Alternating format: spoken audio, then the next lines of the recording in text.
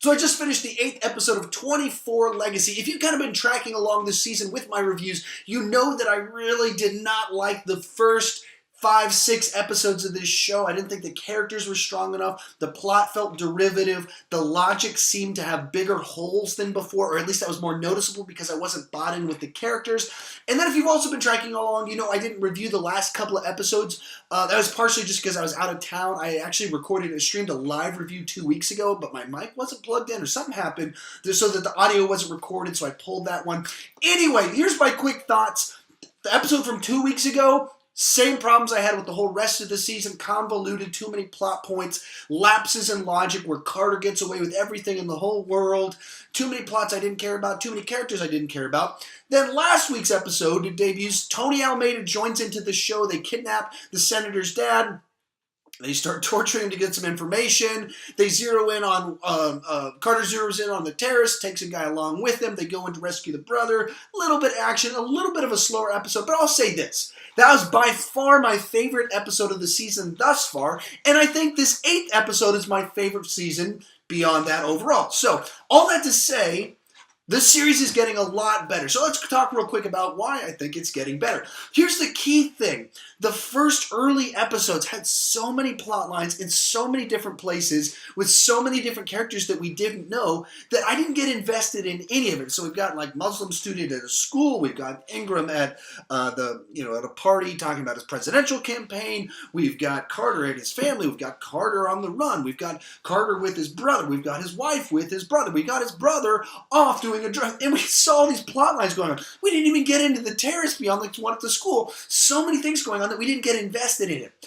But as soon as that episode happened where the bomb goes off, high school terrorist girl gets blown up, suddenly our plot lines shrink down to we've got this CTU thing going on, we've got Ingram's dad being tortured by Tony Almeida, and we've got Carter and the terrorists.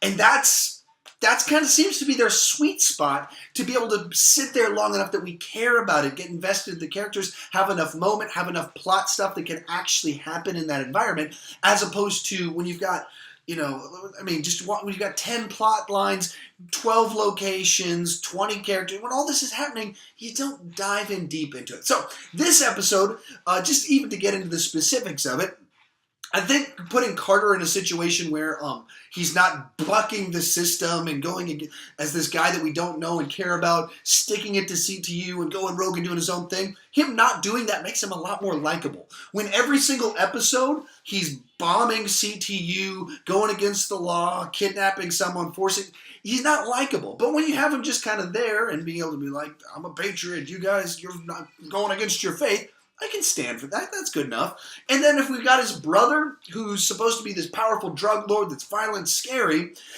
when you're having him mope over his sister-in-law, that's not very interesting. If you've got a big, scary guy and you're contrasting these two tough guys, one becomes an army ranger, the other one becomes a drug dealer, and you just have them moping over a girl, that's not interesting. Now, as soon as you say he's pissed off the terrorists kidnapped him, his sister-in-law and his brother, and he's going to get his whole gang together to go in and shoot terrorists.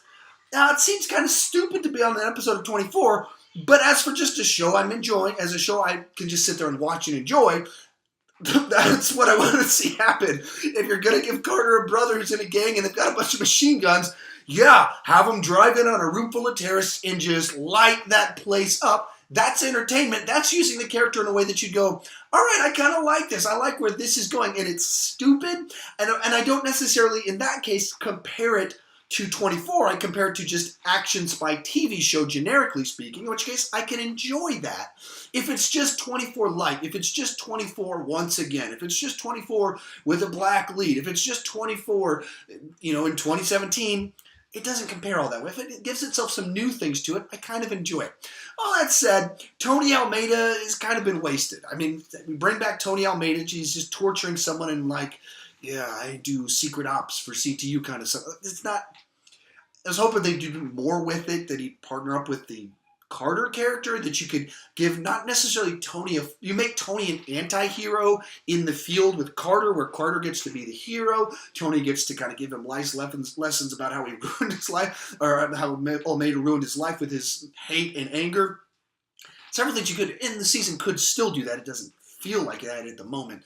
But so it feels like Almeida's kind of been wasted. Likewise, the stuff back at CTU, they're not charismatic. The guy, all I know him from is from last season of The Flash, directing CTU.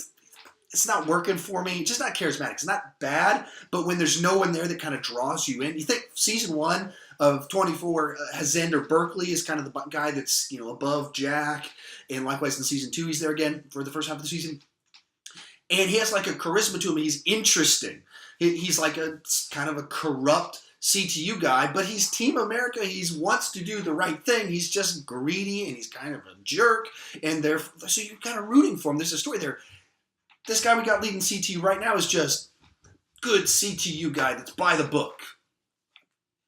That we've seen in 20,000 movies and 30,000 episodes of TV shows. So that could be a little bit better. Overall, very much so, I'm liking the last couple of episodes quite a bit more. And this one in particular, just different enough that gives it, we're going a little bit into silly territory with gangs versus terrorists. They're kind of like, okay, I'm just buying it because it's schlock and I can enjoy it on that level. But focusing it, not having so many convoluted plot lines, but focusing in has done the show really well. I've enjoyed this one quite a bit more. It's pulled me back in. I'm now a lot more like, all right, I'm kind of interested in next week. The first 6 episodes, I wasn't. I was like, all right, I said I was going to review these, and I guess I have to. But right now I'm going, okay, man, all right, you're getting me back in. You're getting me excited. I'm pretty easy to please. Just throw some schlock in there, and I will like it. I will enjoy it. This episode did that. What did you think about it? Tell me in the comments section below. I don't want to just talk about 24. I want to talk about 24 with you. If you're new to my channel, please consider clicking subscribe. If this is your first of these you're watching, I actually really dislike the first 6. Seriously, I did. And so next week I might trash it again. So if you want someone to give a pep talk to 24 and you click that subscribe button, just get ready. I'm going to give you my honest opinion, my honest feedback as to whether I did or didn't like it. And I like this one. Didn't like the first 5 or 6 or so, whatever episode we're on now. Yeah, the first 6 I didn't like them. Also, if you're checking out my channel, I did this really cool movie trivia thing this past weekend. Got a bunch of other YouTubers of the local YouTube community. Did a trivia show. It's the most effort I put into a video. Go check it out. Something I'm really proud of what we came up with. And one last thing, I started a Patreon account because I'm trying to do some bigger, more ambitious projects that take a lot more time, like this trivia show took a lot of time, and actually to invest some money into it. So if people want me to work on some of these bigger, more ambitious things, like these reviews like this are pretty easy to review. Like I'm shooting this in like 10 minutes and it'll be up on the internet in 20 minutes. But some of the more ambitious stuff takes my time. And so if you could support me on Patreon, I'd greatly appreciate it. Totally understand if you don't want to. But if you like my channel, I respectfully ask that you would consider it. And as always, thank you so much for watching.